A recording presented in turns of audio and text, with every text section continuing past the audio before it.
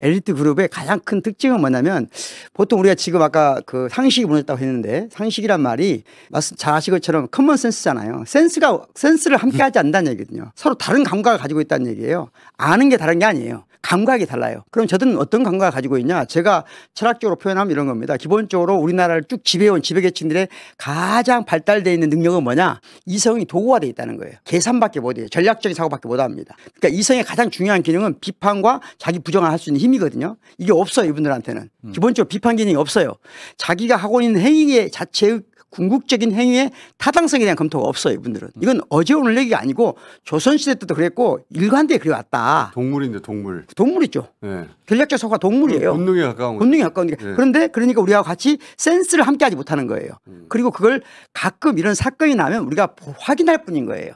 그런데 그 87년 상황하고 87년 이전 상황에는 가장 큰 차이가 뭐냐면 시민사회 역량이 87년 이전은 그렇게 강하지 못했어요. 그래서 80년도에 나름대로 강한 것처럼 보였지만 광주를 따로 희생양 삼는 것에 속수무책으로 시민사회 당한 겁니다. 그런데 87년에는 똑같이 특정 지역이나 특정인들을 희생양 삼으려고 했지만 못했죠. 87년 상황에서는 우리가 그만큼 역량이 있었기 때문에. 그럼 87년과 지금은 어떤 상황이 다르냐는 거예요.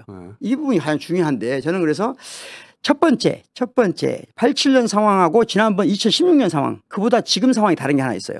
그전에 똑같았는데 민주당이 역사 이래로 처음으로 민주당의 핵심 세력들이 이 지배계층하고 다르다는 거예요.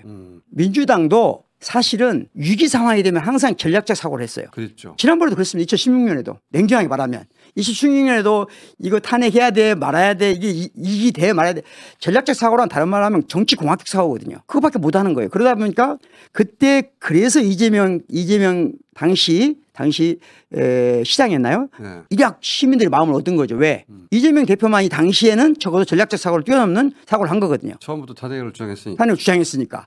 다 그 부분인데 그런데 지금은 당시 국회의원들하고는 완전히 다르다. 그러니까 다시 말하면 민주당이 단순 전략적 사고를 뛰어넘는 타당성 검토를 할 거다. 타당성 검토가 끝나면 그에 수반되는 전략적 사고를 할 거다. 최선을 다할 거다. 이런 상황인데 또 하나의 차이가 뭐냐면 2016년하고 87년하고 시민사회가 지금보다 큰 차이가 뭐냐면 당시에는 지도부가 있었습니다. 지도부가 있었고 지도부에는 어떤 분들이 있었냐면은 한마디로 말하면 명망가일 수도 있고 또는 그동안 삶에 축적된 가르기 때문에 시민사회 전반적으로 그분이 말하면 또 그분이 이끌면 그분의 말에 그분의 언어에 관심을 집중하는 시기가 있었어요. 끝났습니다. 그거. 그러면 지금 제가 보기에 바로 그 지점에서 사고해야 된다. 그러니까 이 상황에서는 시민사회가 지금 어떤 식으로 가야 되는지 다시 말하면 시민들이 어떤 방향으로 투쟁을 잡아가야 되는지에 대한 누군가 지도부가 없어요.